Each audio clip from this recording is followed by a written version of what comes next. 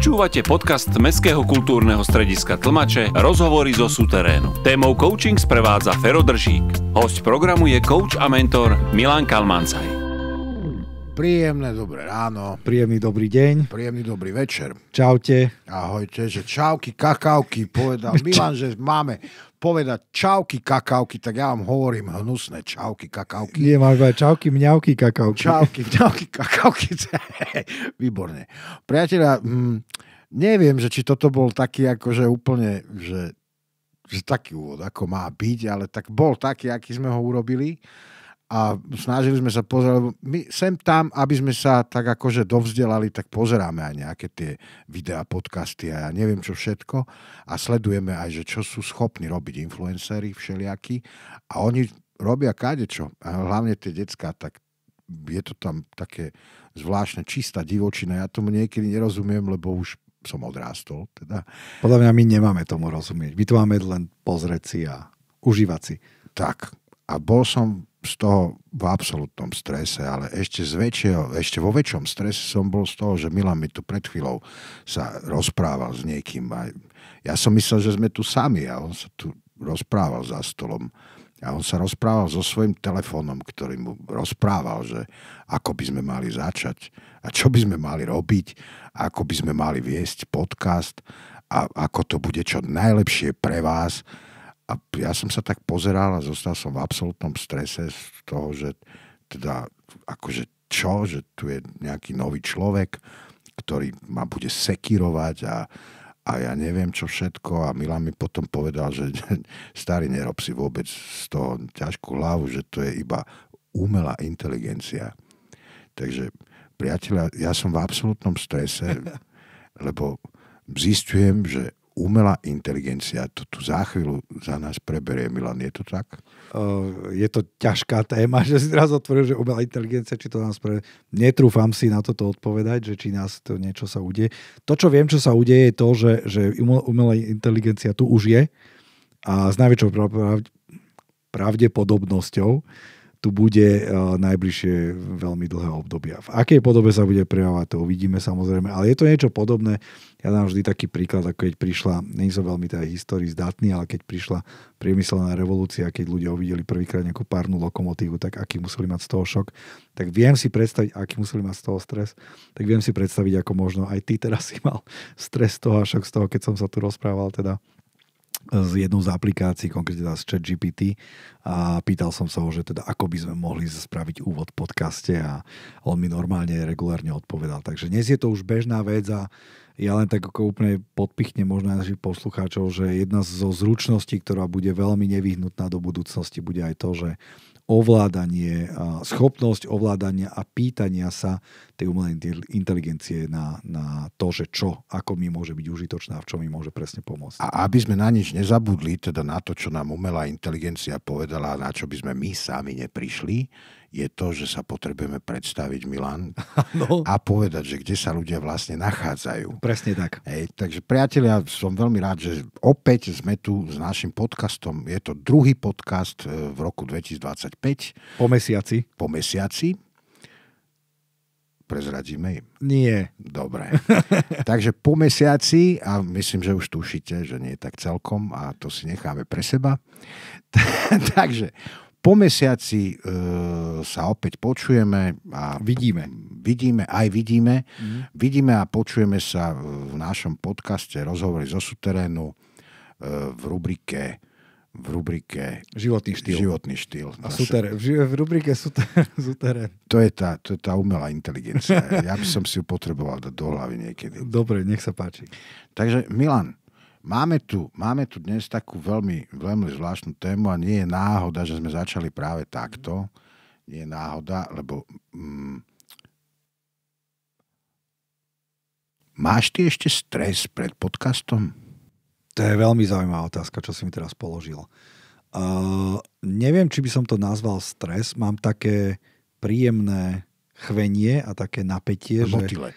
Motýle v bruchu, áno, že sa tak aj teším. Aj som taký akože Hej, ako je to určitá forma stresu, a myslím, že som to v niektorých z podcastov spomínal, že sú také, že ten že eustres a distres, a toto ten eustres, to je taký ten motivujúci, že ma niekam posúva. Takže niečo také mám, hej. Môžeme to nazvať asi aj stres, ale nie je to teda ten taký stres, ktorý by ma zväzoval a ktorý by niečo so mnou teda robil. A skôr naopak sa teším. Hej, mám to tak, že sa teším. Ty to máš ako? Ja sa teším tiež. Ja dúfam, že náš teda dvorný zvukár, technik, strihač, všetko, technika v jednom Ďuri nebude príliš sekať kvôli tomu, že sme tu vymlátili mikrofóny a buchali po stole, lebo naposledy to tak bolo, takže ja sa... Myslíš pred mesiacom, áno? Áno, takže ja sa ospravedlňujem za možno troška zníženú kvalitu zvuku, lebo mali sme takú ohnivú debatu a Ďuri nás upozorňoval pred týmto nahrávaním, že chlapia, dávajte na to pozor, lebo Fero, ty ideš mimo mikrofón, Milan, ty si ho vyfackal a tak ďalej. Takže budeme sa snažiť samozrejme zvládnuť tieto veci. Ja tuším, kto z nás troch má najväčší stres podľa mňa. Ďuri? No tak... Myslíš? Neviem. No lebo on si to všetko vyžerie. Potom, on to potom musí robiť, aby to sa dalo počúvať. Áno. Takže priatelia, dnešnou témou, ako už určite predpokladám aj tušíte, je stres. Je to stres ako taký a vlastne zvládnutie stresu a možno nejaké tie techniky a triky, áno. My sme to tak interne nazvali, ja som to tak interne nazval, že mentálne triky na zvládanie stresu. My sme sa už o strese ako takom bavili. Samozrejme, vždy niečo zabrneme do toho, čo sme sa rozprávali. Je fajn si niektoré veci osviežiť, ale dnes by som bol rád, kebyže ideme priamo k takým tým, že typom a že by sme tých našich poslucháčov a pozeračov a keby niečo aj tak naučili, že čo reálne teda môžu spraviť, keď sú v tej stresovej situácii, tak ako ty napríklad z toho AI. A cez túto komplikovanú, pre mňa ja si myslím, že to je dosť komplikovaná téma, cez túto komplikovanú tému vás opäť prevedie coach a mentor Milan Kalmancaj. Ďakujem pekne a od mikrofónu sa hlási aj Ferry Držík. Ja sa hlásim stále. Takže som tu. Som ťa asi prvýkrát predstavil teraz ja. Áno, ďakujem ti za to veľmi Rado pekne. Sa stalo. Ďakujem ti. Dobre, takže Milan, skúsme to otvoriť nejakým spôsobom. My sme sa tak trošku bavili o tom samozrejme my vždy musíme si dať také akože taký nejaký drobný briefing, že ako a čo a kde ideme, kam pôjdeme. Taký možno, že najjednoduchšia taká forma, z ktorou z toho stresu alebo tej stresovej situácie, s ktorou sa stretáva určite každý z nás a zvlášť, keď nás počúva v aute, je práve reakcia okolitých šoférov na... Skôr reakcia nás na okolitých šoférov. To si chcel povedať, že? Alebo tak.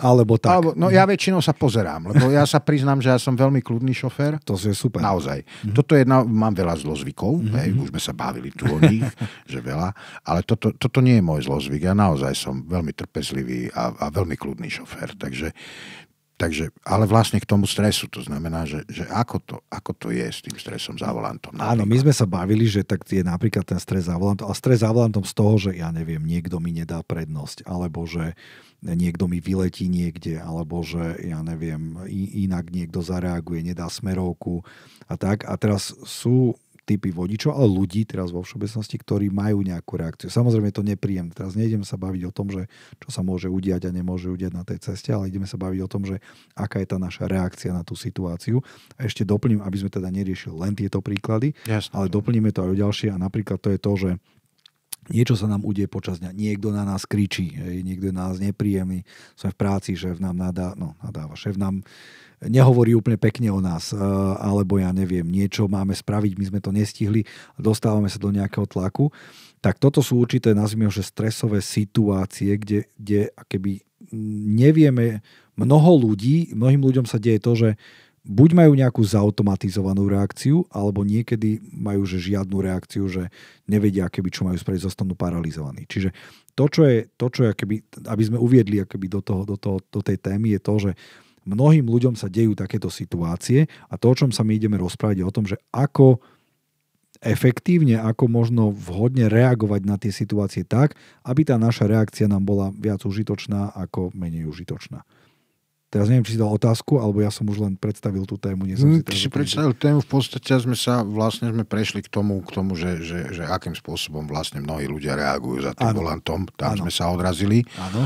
A oni tie reakcie, mne sa to deje absolútne bežne a ja si myslím, a môžem toto takto úplne nahlas povedať na mikrofón, že v Leviciach je to čistá katastrofa, čo sa týka šoferovania po Leviciach, lebo my máme takú zvláštnu vlastnosť Levičania, ja tiež som Levičan, to znamená, že môžem ohovárať. Hej.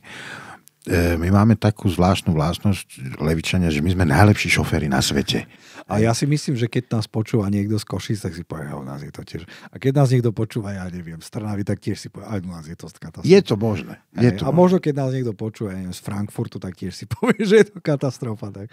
Je to možné. Proste naozaj reakcie človeka na človeka sú niekedy veľmi zvláštne a teda poďme k tomu, že prečo je to tak, alebo čo s tým robiť. OK, čiže rozdiel by som tú otázku, že prečo je to tak a čo chcem. Prečo je to tak je preto, lebo máme nejakú predstavu o tom, že ako by to malo byť. Hej? Čiže máme nejaké očakávania, ako by sa tá situácia mala vyvíjať a ako by mala prebiehať.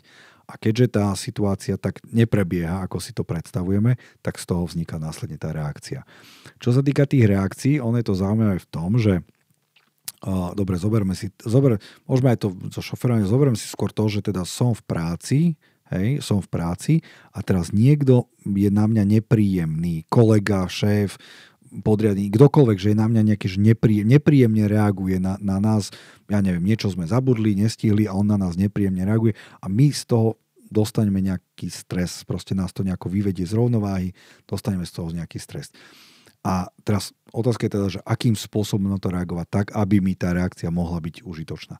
V prvom rade je úplne že veľmi dôležité, akobyže zastať v tom danom momente. To znamená, že volá to, že stop metóda, akobyže zastať v tom danom momente a pokúsiť sa tú reakciu, akú chce mať, že rozhodnúť sa, akú ju chce mať. Veľakrát sa deje práve to, že máme automatizmy a reagujeme automaticky tak, ako sme reagovali aj v minulosti. Čiže príklad poviem, niekto nám hovorí niečo nepríjemné, my sa cítime tak nie úplne dobre z toho, čo nám hovorí a niektorí ľudia majú tendenciu ísť do takej roli obete, nazvem to, že a to som ja vlastne tak nemyslel a to sa mne a že akoby obhajovať sa. Hej? To je nejaká automatická reakcia. Niekto má tendenciu ísť akoby do protiútoku. A čo to o mne hovoríš, ako si to o mňa, ako si to dovoluješ a tak, že ide do protiútoku. Niekto má tendenciu akoby zostať ticho. Hej, nič nereaguje, nič nehovorí. A tak. Každý má nejakú automatizovanú reakciu. Ak sme s tými reakciami spokojní a sme s nimi OK, aj o 10 minút, aj na druhý deň, aj o týždeň, niečo riešiť. Ak ale s tými reakciami nie sme úplne spokojní a vytvárajú nám v živote nie úplne príjemné situácie, hej, tak je celkom fajn sa zamyslieť nad tým, že či tá reakcia je užitočná, nie je. A tam nasleduje vlastne to, čo som spomínal, že pokúsiť sa zastaviť v tom danom momente a pokúsiť sa rozhodnúť, čiže spraviť nejaké rozhodnutie, ako chcem v tom danom momente reagovať.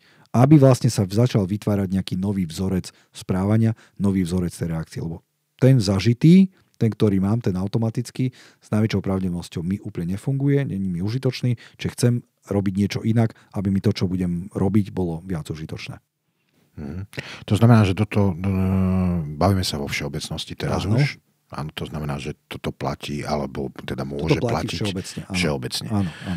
To znamená, že berie sa do toho, aj keď som nespokojný a s tým, ako som zareagoval vlastne, a že ja som nezareagoval nejako zle, alebo nemám pocit, že som zareagoval zle, ale mám v hlave také, že nepovedal som mu, alebo že aj toto patrí do toho, alebo...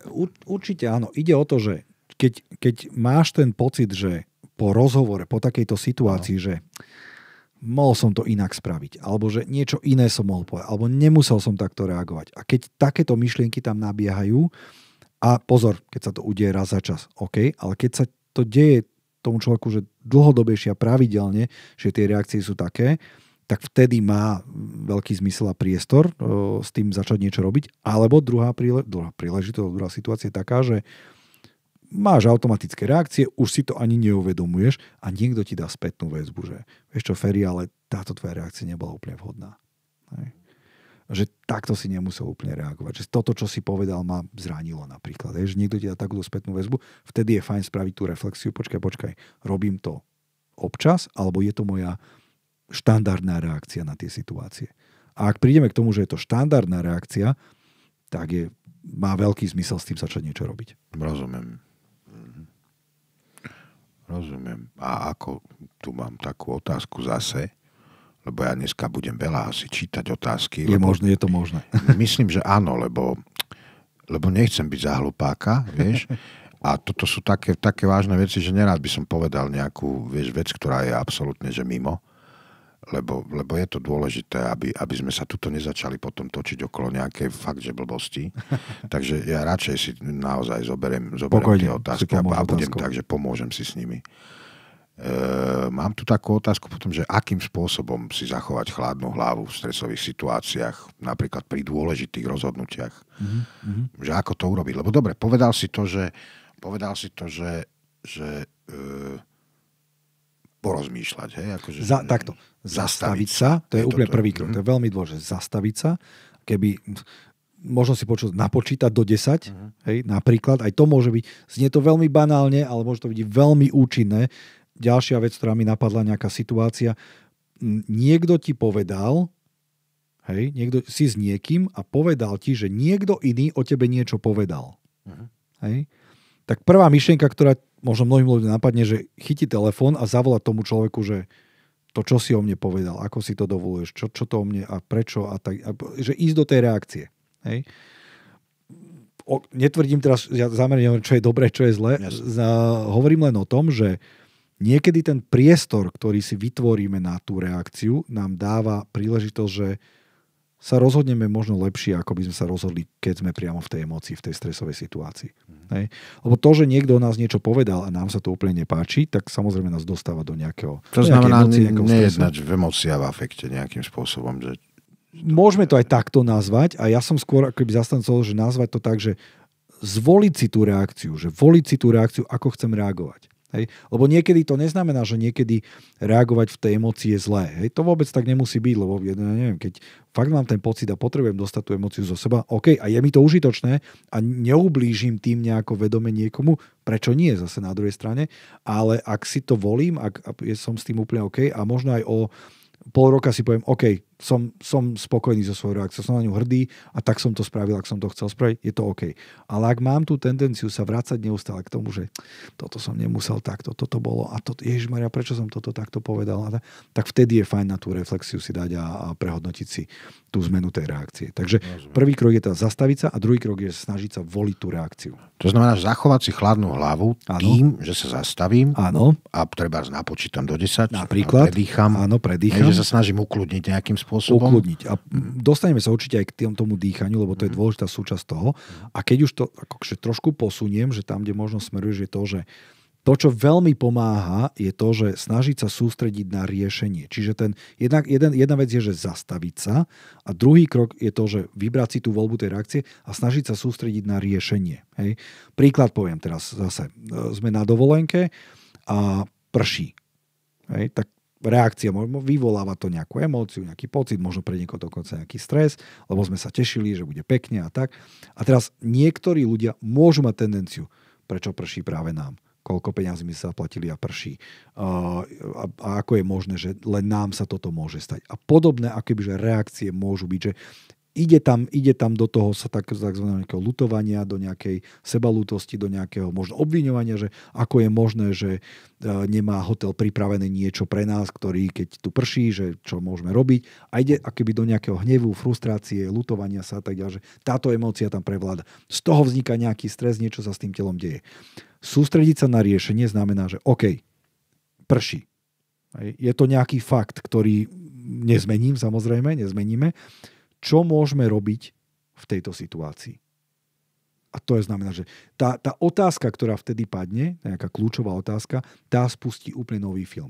Ak tam padne niečo, že to sa len nám môže stať, hej, ak tam padne táto veta, alebo že ako je to možné, že nám sa toto deje, v tom momente sa spúšťa nejaký film v tej hlave a ide ten človek do sebalútosti, do nejakej frustrácie. To znamená, že sa zacyklíš a neriešiš. Ako keby. Nejdeš do riešenia. Ale ak si položíš inak tú otázku, že OK, čo teda môžeme robiť. Hej. Prípadne, že ako môžeme využiť túto situáciu.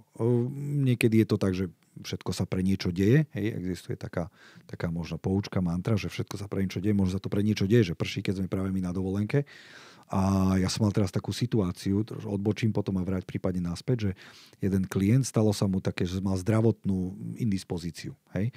A musel zostať doma, nemohol chodiť do roboty.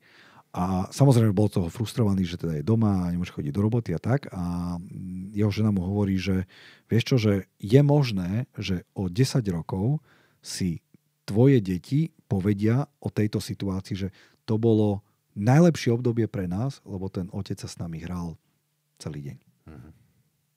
Čiže niekedy to, že nevieme, že čo ako keby tá situácia môže priniesť. Možno aj to, že prší, teraz neviem, ako vymýšľať, generovať, je to, že dobre, tak nebude každý rozlazaný kade tade, ale možno nás to spojí, ako neviem, keď je rodina na dovolenke, nás to spojí, tak budeme spolu hrať 2 hodiny nejakú hru.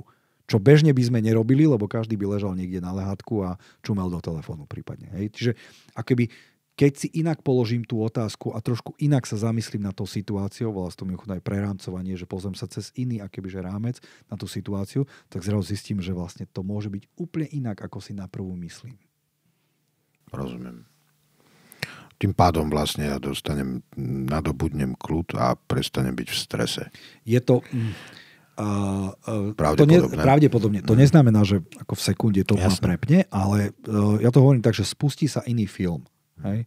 Nespustí sa tá tragédia, ale spustí sa možno nejaký iný film, ktorý zase spustí možno nejaké iné reakcie a prídeme úplne na iné myšlienky. Hej. Ja to veľmi často v športe využívam, že dostaneme gól, alebo tým dostane gól. Dostali sme gól, je strašné a tak ja. OK, nič sa nedieje, kľud, ideme ďalej. Ako môžeme využiť túto situáciu? Ako môžeme na to reagovať? Čo môžeme inak spraviť v tom zápase? Že OK, prehrávame, však to je fakt, už s tým nič nespravíme. Ako môžeme inak reagovať? A toto je to, že ak tam ten mozog, tá myseľ ide do tej lútosti, do hnevu, do frustrácie, do týchto typov emócií a nejde tam akoby do toho, že riešenie, že a čo s tým teda ideme robiť, do toho konštruktívneho riešenia, tak tam vznikajú potom ťažkosti. Ak to ide do toho konštruktívneho riešenia, je veľký predpoklad, že sa s tým niečo udeje s tou situáciou a inak sa na ňu budeme pozerať.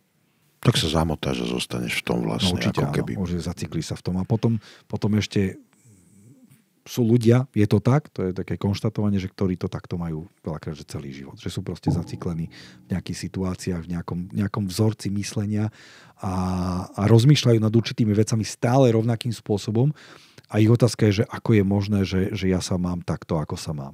No veľakrát to je práve o tom, že ich vzorec myslenia je nejakým spôsobom nastavený, alebo teda nejakým spôsobom rozmýšľajú o veciach, ale ak by sa pokúsili zmeniť to rozmýšľanie o tých veciach, že by sa skúsili na to pozrieť, ja to ešte tak hovorím, teraz mi napadlo, že akoby výjsť na balkón a pozrieť sa na tú situáciu z vrchu. Čiže akoby odzoomovať sa, pozrieť sa z vrchu a pozerať sa na to inak, že nebyť úplne akoby stále zainteresovaný, že však mňa sa to týka, však mňa to bolí, mne ľudia robia zle, ja som ten, ktorému sa to deje a takže nebyť v tomto, pokúsiť sa nebyť v tomto, pozrieť sa na to z vrchu a pozrieť sa, že počkaj, ale nie len mne sa to deje, že iným ľuďom sa takéto veci dejú a iní ľudia inak reagujú na tieto situácie. Že ako je možné, že niekto je na tej dovolenke a prší mu nejaká iná rodina a oni chodia usmiatí po hoteli a my sme zamračení. Že prečo to tak je, že čím to je. A začať si klasť tieto otázky, že čo tí ľudia možno robia iným spôsobom, ako robím ja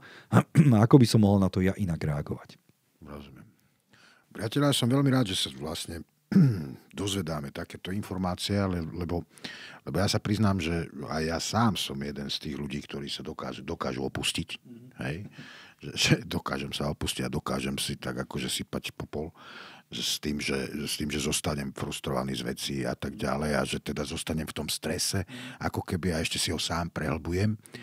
Ono, zase je pravda, že sa to tak akože, že všetko to, čo hovoríš, má logiku. Hej? Aj absolútne tomu rozumiem. Ja si ale myslím, skrz to všetko, čo si povedal, tak si myslím, že v tom strese a teda v tej emócii, ktorá pri strese absolútne ona nastane, hej? Tá emócia s tým sa ťažko bojuje, tak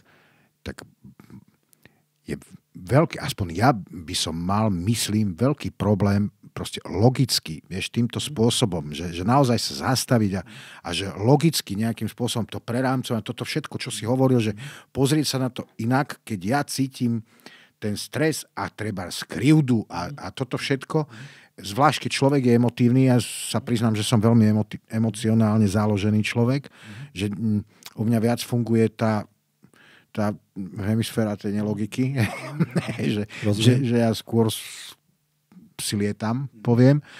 A naozaj si dovolím tvrdiť, že aj keď si mi toto všetko tu teraz povedal, absolútne tomu rozumiem, čo si hovoril, úplne, že to nie je tak, že ako, alebo nie, rozumiem, ale neviem si predstaviť, že ako to urobiť, ako keby, že mi to mozog nepustí. Jasné. Feri, úplne presne viem, o čom hovoríš, lebo je to prírodzené. To, čo hovorí, že áno, je mi to jasné, ale neviem si to predstaviť, tak táto reakcia je úplne prírodzená. Je to úplne normálne. A ten dôvod, prečo to tak je to, že s veľkou pravdepodobnosťou si to ešte neskúšal. A ak si to aj skúšal, tak to možno nebolo úplne účinné, efektívne a možno to neprinášalo ti to teda nejaký efekt, nejaké výsledky. Riešením je skúšať to, bez trénovať to, možno trošku iným spôsobom, ako si to robil, neviem, ako si to robil doteraz, ale možno trošku iným spôsobom, ako si to robil doteraz. A začať sa alebo pokúsiť sa začať pozerať na to skúšanie, na tú inú reakciu iným pohľadom, ako si sa pozeral doteraz. To znamená, že napríklad začať si to viac predstavovať. Začať možno tým, že OK, dobre, bol som v podcaste, Milan mi tam rozprával, že by som si to mohol ako začať predstaviť, že inú reakciu, tak si predstav možno nejakú klasickú reakciu, ktorú mávaš, možno kde máš, že ti nabehne tá emócia, že možno ideš aj do toho stresu, možno do nejakého hnevu, krivdy a tak ďalej. Len seď a predstavuj si to, že ako zvyčajne reaguješ a potom si skús predstaviť, že OK, dobre, vážem to, že toto nie, že a ako by som teda chcel inak reagovať. A skúsi postupne začať predstavať tú inú verziu tej reakcie. Je možné, že to nepôjde na začiatku, že to proste stále tá hlava to stále nebude ako keby brať, že OK, však to sa nedá, to není možné. Ale my sme na minulom podcaste rozprávali o tej džungli a o tom prepájaní tých neurónov a pri tých návykoch. Presne tak, pri tých návykoch. A toto je veľmi podobné, že vlastne je absolútne kľúčové pre tú hlavu, pre ten mozog, je to, že najskôr si to pokúsiť sa si to predstavovať, že aha, tak keď by som to takto, že ako by to bolo. Ale teraz nemyslím to, že čo sa ďalej bude diať, ale že čo sa bude diať v tom danom momente. Hej? Že ako by som teda chcel. A toto je akoby ten prvý krok, takže moje odporúčanie je to, že začni predstavovanie, vizualizáciou si tej novej reakcie. A keď to budeš mať tak dostatočne, že aha, tak už si to možno aj viem predstaviť, tak to začni skúšať. Je možné, zase opäť, je možné, že ti to nepôjde úplne na prvú. Že jednoducho sklzneš tomu starému vzorcu a sklzneš k tomu, že bude tá reakcia, tá automatická, tá nazvime už je stará, ktorú by si chcel nejakým spôsobom zmeniť. Ale zase je to otázka tréningu. Ak to budeš trénovať dlhodobo pravidelne a budeš sa na to zameriavať, je veľmi pravdepodobné, že v nejakom momente sa to zmení. Samozrejme, on to nezmení tak, že z 10 krát si predtým reagoval nejako 10 krát rovnako a o, ja neviem, pol roka, o rok, zrazu z tých 10 krát bude zreagovať 10 krát úplne inak. Hej. Úplne takto to nefunguje. Ale ak by si to znížil na 5 versus 5, super. Ak o 5 rokov to bude, že 8 versus 2, super. Hej. Čiže nejde o to, že teraz zmení to takto hneď všetko, ale dať tomu takú tú krivku nejakej postupnosti a keď sa to začne postupne preklapať a keď napríklad aj to bude tak, že z 10 raz budeš reagovať novým spôsobom, 2-krát a predtým si reagoval 0-krát, super. Dobre, to znamená, že dajme tomu šancu. No, dajme tomu šancu.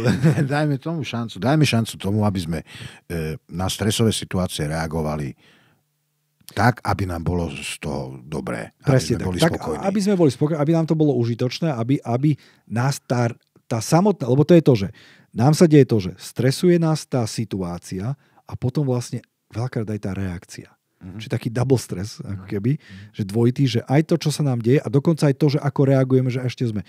Tam je taká odborná vec, ale vlastne počas toho stresu sa vyplavuje teda do tela kortizol, čo je vlastne, proste sa to vyplavuje kortizol do tela a ten veľakrát, tam to sú zase rôzne štúdie, má negatívny účinok na zápalové procesy v našom tele.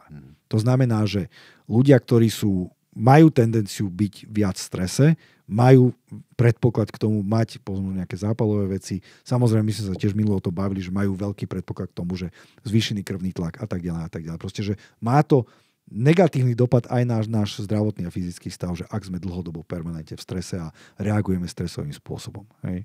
Takže nie je to len o tom, že sa učím akoby byť možno pokojnejší alebo niečo podobné, ale je to aj o tom, že má to veľmi dramatické. Zároveň si pomáham. Jednoznačne čo sa zdravia týka. Jednoznačne. Dobre, potom tu je tá ďalšia otázka. Ja sa priznám, že Milan mi posiela tieto otázky, to nie je, takže ja som není taký múdry. Milan mi furt pošle, že o čom sa ideme baviť, ja to potom prečítam a potom to takto akože rozdebatujeme. Tak ja nebudem sa tváriť. Ale mňa veľmi baví to, že ty do toho pridávaš kopec svojich vecí, takže to je zaujímavé. No, áno. Dobre, poďme ďalej. Takže mám tu ďalšiu otázku od Milana. To je od našich poslucháčov. Tak nie, to celkom, ale mohli by písať viac. Ale takto, aby sme sa rozumeli, že OK, niektoré z tých otázok pripravím, to je v pohode, ale že to sú otázky, ktoré ja veľakrát dostávam. Že ja si akože nevím, že ja ich dostanem od ľudí, s ktorými sa stretávam a my tie podcasty samozrejme robíme pre nás, lebo nás to baví, povedzme si na rovinu, ale robíme ich aj pre tých ľudí, ktorí to počúvajú a veríme, že tie odpovede na tie otázky, ktoré ja dostávam, že sú také, že aj iných ľudí tá odpoveď. Že sa stotožňa. V podstate, že sa dokážu poslucháči, že sa dokážu nájsť v tých otázkach niektorých trebárs. A potom aj v odpovediach. Áno. Dobre, takže ak sa nachádzate vlastne v našom podcaste, čo sa vám môže stať skrz otázky, že sa vy priamo nachádzate v našom podcaste, tak myslím, že sme rádi, že sa nachádzajú tu tí poslucháči. Určite áno. A chceme vám povedať, že keď nás náhodou nebudete počúvať, tak my ten podcast budeme robiť aj tak, lebo nás to baví. Asi k tomu sme dospeli. Dobre, tak samozrejme na odľahčenie. Určite, že je dobre, že nás počúvate a samozrejme, že niektoré tie otázky je dobre, že ich dáva Milan, alebo že mi ich pošle Milan kvôli tomu, že keď sú tie otázky od ľudí, tak sú tak akože napriamo, lebo ja môžem tu zo seba urobiť aj chorého človeka a všelijakého a tváriť sa, že mám všetky neduhy, ktoré Milan potrebuje vyliečiť. Ale počkaj, ale ty si tu teraz ako za tých ľudí, vieš, že ty sa pýtaš za ľudí. Určite. Ty si ľuď. Ja to tak aj beriem, že ja som Vox Populi. Vox Populi. No, tak a úplne, absolútne. Áno. Preto ja tomu nerozumiem a ty tomu rozumieš. A preto ja kladiem otázky. Tak toto máme dohodnuté. Tak to je dohodnuté. Okay, dobre. Teraz už poznáte celé pozadie toho, že ako vzniká takýto podcast. Dobre, poďme ďalej, lebo za chvíľu nás vypnú. Dobre, takže ja tu mám takú otázku, že akú rolu hrá dýchanie pri zvládaní stresu? Netuším, kto ti takú dobrú otázku pripravil. No. Netuším, ale nie. Ale myslím, že o tomto už sme sa bavili a myslím, že dokonca ja som aj položil takúto otázku. Ale áno, určite áno. Si mi pripravil ty, ale už myslím, že sme sa o tom dýchaní a o predýchávaní. O dýchaní, predýchávaní sa bavili, ale ja by som rád išiel teraz ako trošku hlbšie. Poď. Lebo to dýchanie je veľmi, veľmi dôležitá súčasť aj teda nášho života, však bez dýchania by sme nežili, ale aj veľmi dôležitá súčasť tej reakcie na tie stresy, na ten stres, na ten hnev, frustráciu, o čom sa práve dnes bavíme. Čo je dôležité je to, že cez dýchanie sa vieme ukludniť. Čiže ešte raz, cez to dýchanie, cez to, že sa sústredím na dýchanie, tak dokážem sa ukludniť. My sme pred chvíľkou povedali, že napočítať do 10 napríklad. Ja by som možno to posunul, že nadýchať do 10. To znamená, že spraviť 10 nádychov a výdychov. Sú rôzne techniky toho dýchania. Úplne tá najjednoduchšia, tá základná je to, že nádych, výdych. Nič komplikované. S tým, že pozor, ten výdych je dôležité, aby bol dlhší ako ten nádych. To znamená, že nádych je na 4 doby a ten výdych je možno nejakých 6, 7 dôb. A toto je dôležité pri tom dýchaní tej úplne základnej časti. To znamená, že nádych a výdych 10 krát a potom teda snažiť sa voliť tú reakciu. Čo ešte zaujímavé pri tom dýchaní je to, že pri dýchaní, okrem toho, že sa teda samozrejme dejú nejaké procesy v tele, tak pri dýchaní sa deje aj to, že vlastne náš mozog a naša myseľ sa snaží my sa snažíme, aby tá naša myseľ sa koncentrovala len na tú jednu vec. To znamená, že na to dýchanie. Napríklad pomáha to, že si budeme počúvať ten náš dých. Hej? Alebo niekomu pomáha to, že si počíta. Hej? Čiže aby mu tie myšlienky neuleteli, že aj popri tom dýchaní, že ešte myslím na to, čo som tam povedal, nepovedal, chcel, nechcel a tak ďalej, tak vlastne pomôckou môže byť to, že keď dýcham, tak počúvam ten svoj dých, alebo si prípadne počítam. Hej? Alebo ešte niekomu, kto je vizuálny, si predstavuje akoby to, že ako mu ten vzduch ide do toho nosa a následne ako vydychuje. Čo ešte dôležité, správne dýchanie je tak, že ideálne nosom, aj nádych, aj výdych, ale pri určitých technikách to môže byť tak, že nádych nosom a výdych dlhšie ústami, lebo niekedy tým nosom nevieme tak dlho vydychovať. Takže určite ale nádych nosom a výdych nosom ideálny stav, alebo keď je nádych nosom a výdych ústami tiež OK. Čiže pomôcka, pretože aby sme udržali tú myseľ v tom dýchaní, počúvať to a potom ideme teda k tým technikám. Tá základná je to, že na 10 krát nádych, výdych. Potom veľmi účinná a skôr, že veľmi používaná technika, a možno mnohí poslucháči si to môžu aj pozrieť, aj kopec videí, tom je tzv. Box breathing, alebo tzv. Dýchanie do boxu. To je také, že na 4 doby sa nadýchnem, čiže 1, 2, 3, 4 je nádych, na 4 doby zadržím dých, potom nádychu, na 4 doby vydychujem a na 4 doby držím ten vydýchnutý ako dých po tom výdychu.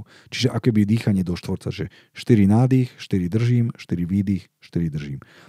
Zase ideálne niekoľko opakovaní, dajme to možno 10 opakovaní. Opäť je tam tá koncentrácia len na to dýchanie.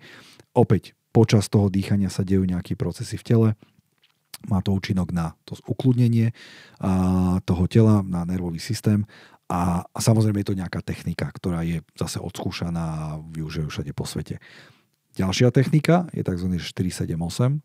Opäť je to o tom, že 4 krát na 4 doby nádych, že na 4 sekundy na 4 doby nádych, 7 sekúnd je zadržanie dýchu a 8 sekúnd je výdych.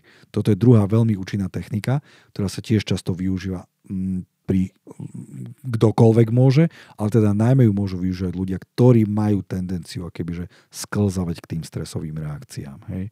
To znamená, že vedia, že sa im to deje. Toto sú tzv. Prevenčné typy dýchania, že vlastne akoby v rámci takej prevencie. Čiže na 10 nádych, výdych, úplne jednoduché, potom je box breathing, čiže na 4 nádych, 4 držím, 4 výdych, 4 držím a potom je 4-7-8, technika 4-7-8, na 4 doby nádych, na 7 sekúnd držím a na 8 sekúnd vydychujem. Opäť ideálne nádych nosom, výdych, keď ústami, keď nosom, super.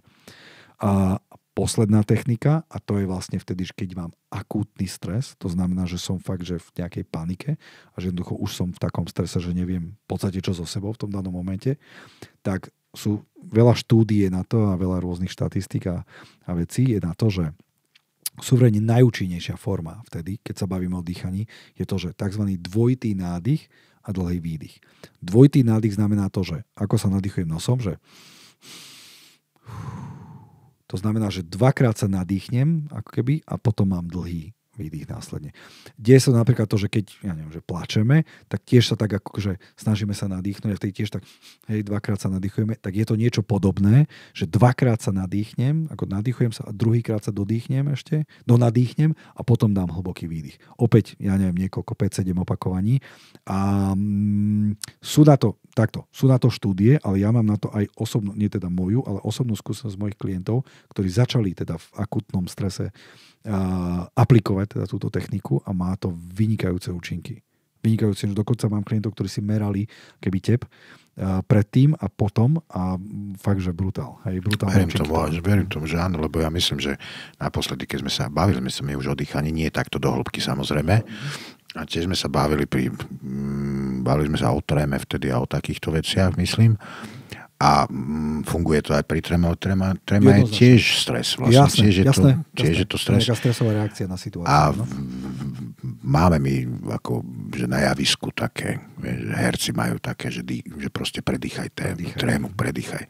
A to je presne toto. Tam je ešte dôležitá jedna vec, sa zvykne hovoriť, že musíš dýchať do bránice. To neviem, určite áno, jednoznačne áno. že nie do vrchnej časti plus, ale do spodnej, ako keby. Chlapi s tým majú menší problém ako ženy. Hej, lebo chlapi prirodzene dýchajú do bránice, ženy prirodzene dýchajú do prs. To je normálna vec, to je fyziológia. Ale dokážu sa ženy naučiť dýchať do bránice. A deti dýchajú do bránice, všetky dýchajú, lebo to je zdravé dýchanie do bránice. Takže toto ja by som len k tomu ešte prepáč. Super, výborne, jednoznačne. Na také doplnenie. Jednoznačne. Dobre, to znamená, že priatelia, keď ste v strese, tak najdôležitejšia vec, ktorá je, že nezabudnime dýchať. Hej, lebo keď zabudneme dýchať, tak ten stres asi je potom on, že nastupuje ešte silnejší a dokáže sa prejaviť tak, že ešte je viacej zlý, ako je zlý. To, čo je zaujímavé, možno, že to ešte doplním, že vlastne tým dýchaním sa aktivuje tzv. Že parasympatický nervový systém. Ten parasympatický nervový systém nám akoby on sa aktivuje vtedy, keď sme v kľude, keď sme akoby, že v pohode a vlastne vieme, že nám nič akoby nehrozí. A cez to dýchanie, a vtedy vlastne máme veľakrát aj tie že pokojnejšie reakcie. A cez to dýchanie si vlastne aktivujeme tento parasympatický nervový systém a tým pádom to telo dostane akoby, že signál, že v zásade sa nič nedieje. Hej. A potom je taký ten iný, to je že sympatický nervový systém, nie je, že sympatická on sa tak volá. A ten je nám užitočný napríklad vtedy, keď vieme, že fakt potrebujeme, alebo teda zabojovať, hej, že teda OK, tak teraz ako nejdem, že kľudne reagovať, alebo nejdem to riešiť nejakým, že kľudne, ale že viem, že potrebujem si možno otvoriť ústa, potrebujem povedať. Samozrejme, že hej, v rámci nejakej medzi, ale že potrebujem teda tam niečo aktivovať, že potrebujem bojovať akýby v tom danom momente, alebo ja neviem, že niečo nám hrozí, dajme tomu, tak tedy sa aktivuje. Ale zase sme pri tom, že ak sa nám veľmi často deje, že sa nám aktivuje tento sympatický nervový systém, tak zase vyplavuje sa kortizol do tela a nie je nám to veľmi užitočné z hľadiska tej fyziológie. Čiže je fajn mať akoby ten balans, to vyváženie v tom, že kedy použijem keby tú reakciu takúto, že musím niečo spraviť, lebo potrebujem, lebo niečo hrozí, alebo chcem zabojať. V športe je to veľakrát to, že prehrávame. OK, tak potrebujeme teda niečo spraviť s tým zápasom. V živote sa nám môže stať to, že ja neviem, ideme do nejakej situácie, kedy fakt, že vieme, že potrebujeme teda niečo spraviť. Že niečo nám hrozí, ja neviem, blíži sa nejaká skupina ľudí a niečo, vieme, že tam je nejaké riziko a potrebujeme sa teda aktivovať, lebo tam sa vlastne aktivuje akéby také tie naše zmysly a s tým telom sa deje to, že je v takom... To funguje aj pri bojových umeniach, že dýchať treba. Že napríklad, jasné. Predýchať sa. OK, ale teraz tá pointa je v tom, že vlastne sú situácie a veľakrát napríklad aj to, že niekto nám niečo hovorí, tak nám sa aktivuje keby ten systém, že chceme bojovať, ale vôbec to nemusí byť niekedy nevyhnutné a niekedy je fajn sa dať veľmi do kľudu a potom aj tá naša reakcia je úplne iná. Rozumiem. Dobre, takže toľko k cvičeniu, k dýchaniu a vlastne k tomu, že akým spôsobom zvládnuť ten stres alebo ten nával, tie emócie a toto všetko. Hodiť sa do kľudu, priatelia, porozmýšľať, predýchať. Daj sa do čilu. Daj sa povedali mladá generácia. Čávky, kakavky, daj sa do čilu. A teraz neviem, lebo my sme tu v čilekárskej oblasti. Tak teraz čo to znamená? Čo to znamená vlastne, že daj sa do čilu? Daj sa do čilu. A čil sa dáš do čilu, alebo až zajtra? Pardon, prepáčte, priatelia. Trošku taká odbočka do folklóru nášho. Takže dobre, ako zvládnuť stres zo situácií, ktoré nemôžeme ovplyvniť? No, to je, ten príklad sme hovorili s tým počasím, že to nemôžeme ovplyvniť.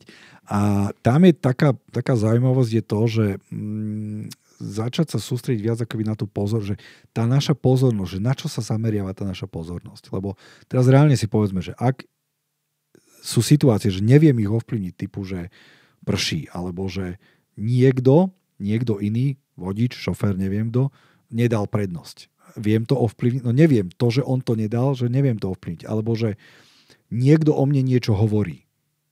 Ja to reálne neviem ovplyvniť, čiže to sú presne tie situácie a nás to ako má tendenciu niektorých teda ako keby tak naštartovať. Tak vlastne je dôležité si akoby, že snažiť sa racionálne si zhodnotiť, to je zase dať si ten odstup, výjsť na ten balkón, si racionálne zhodnotiť a rozhodnúť sa, že kam tú pozornosť budem smerovať. Že či to je teda niečo, čo stojí za moju pozornosť, alebo je to niečo, čo nestojí za moju pozornosť. Mimochodom, tá téma tej pozornosti je práve veľmi zaujímavá, že v súčasnej dobe sa nám deje to, že je veľa nielen ľudí, ale médií a proste veľa situácií, ktoré majú tendenciu nám kradnúť tú pozornosť. Hej?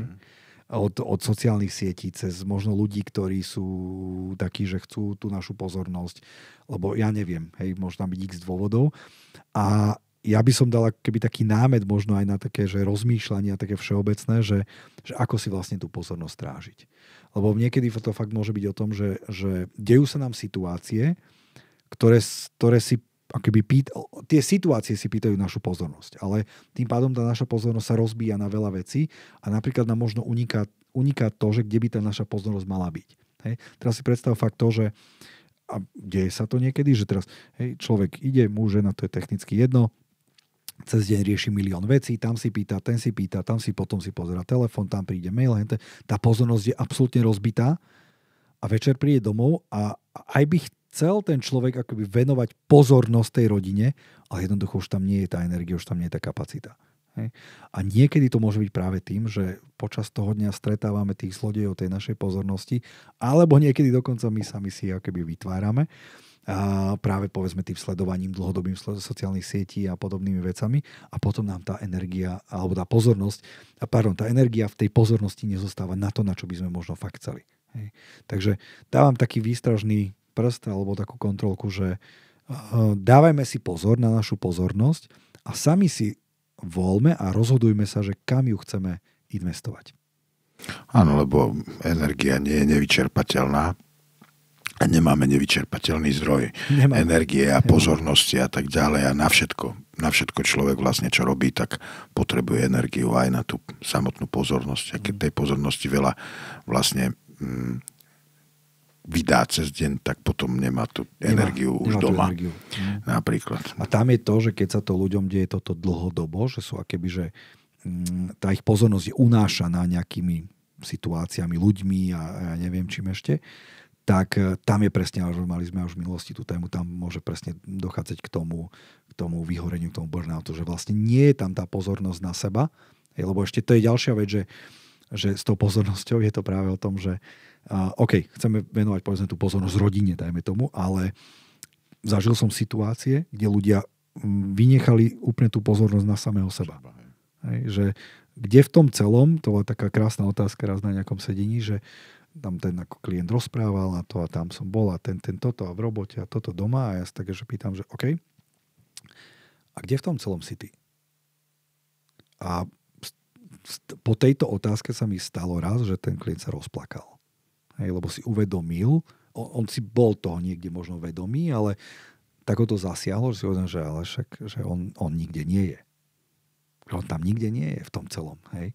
Takže pozornosť na seba môže byť pre mnohých ľudí cestou k tomu, ako sa možno zbaviť akoby niektorých tých stresových situácií, ktoré tam sú. Že prestať dávať pozornosť tomu, že čo niekto o mne hovorí, čo si kto myslí, čo ten povedal, čo tam sa udialo, čo bolo minule, čo bude na budúce a tak. A začať skutočne venovať tú pozornosť sebe a tomu, čo mi môže byť v tom živote užitočné. Ja neviem, napríklad ten zdravý životný štýl, čo sme minule rozoberali. Alebo ja neviem, napríklad, že nejaké reakcie, alebo nejaké vzťahy. Idem budovať vzťahy. Dneska akoby tá komunitná vec, tá vzťahová vec je, asi si potvrdí, že je taká, že dosť na úzadí, že jednoducho už nemáme čas. Nemáme čas. Hej, príď tam, nemám čas. No tak nemám čas len... Na seba nemáme čas.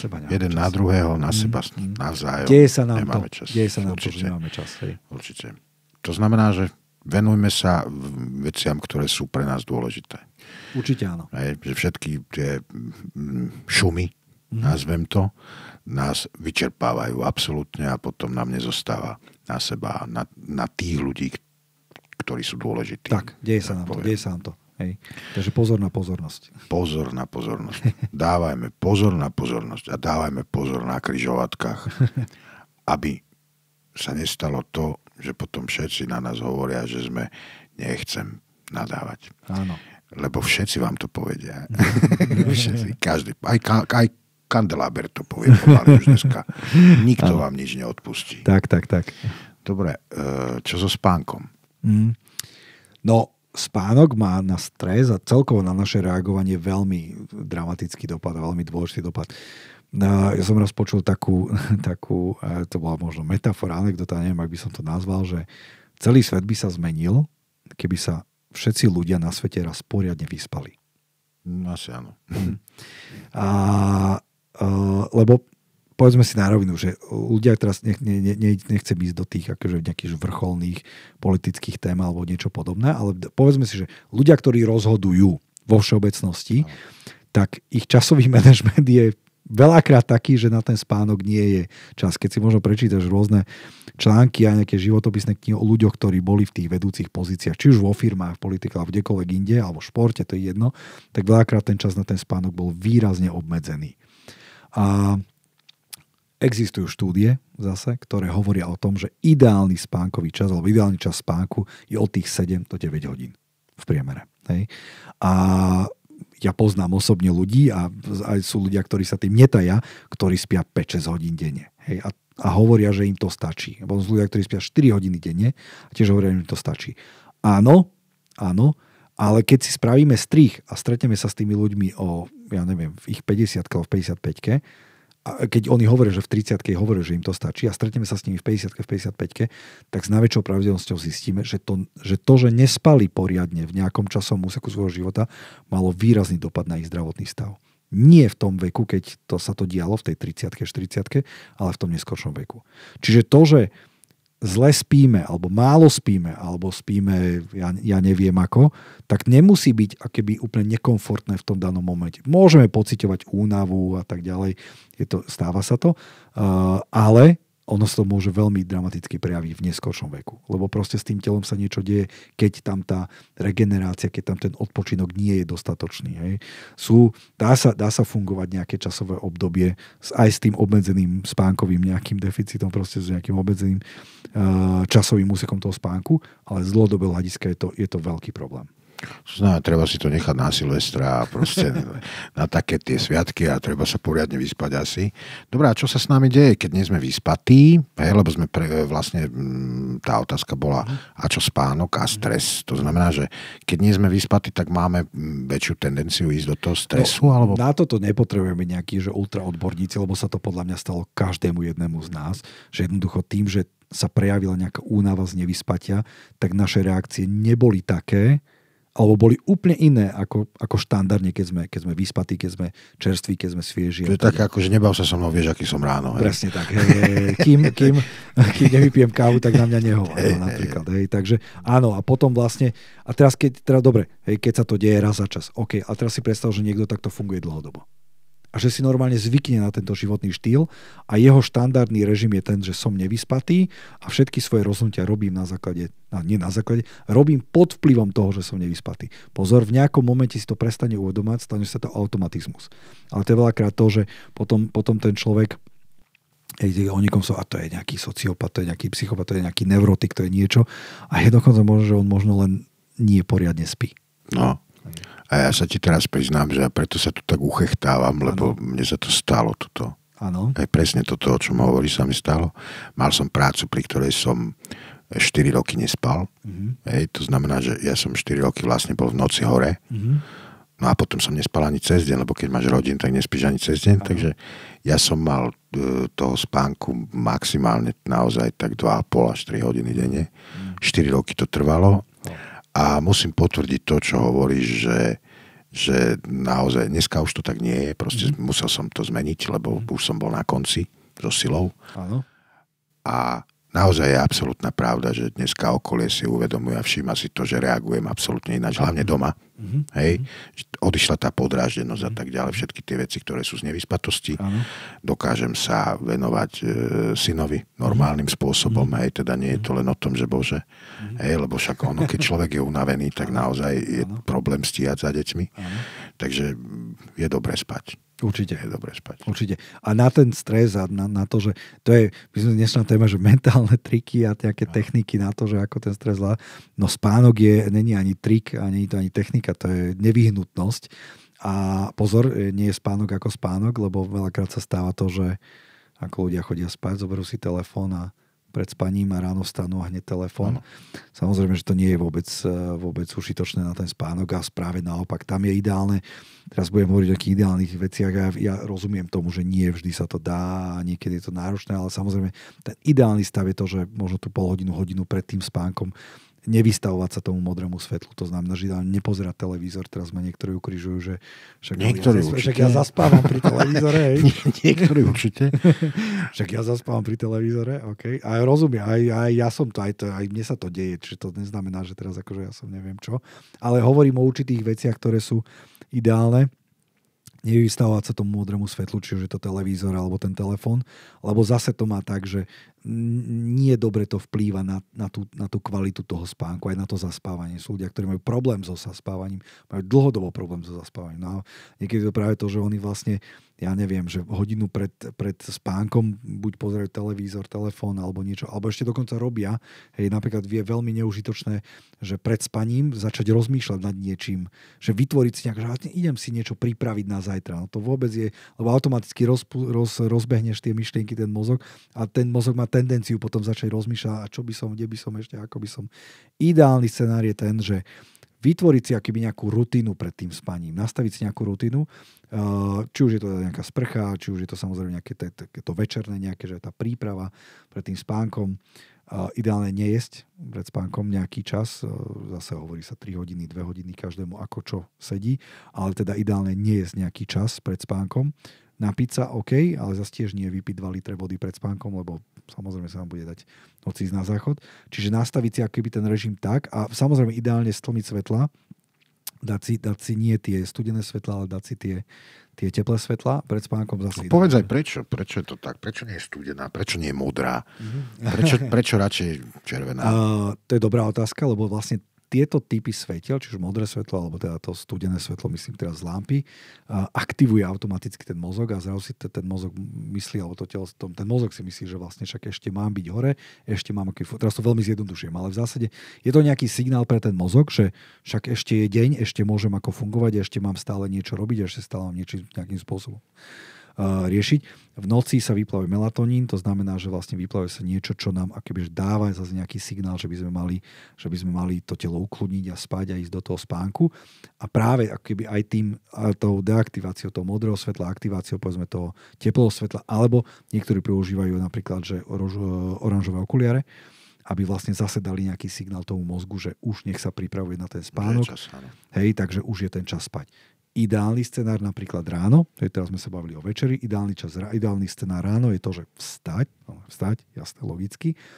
Ideálne na budík, ak niekto stáva na budík, to čo je, my sme sa minule bavili o návykoch a napríklad ak niekto posúva budík, tak to už je tiež nejaký návyk, ktorý veľmi nie je užitočný.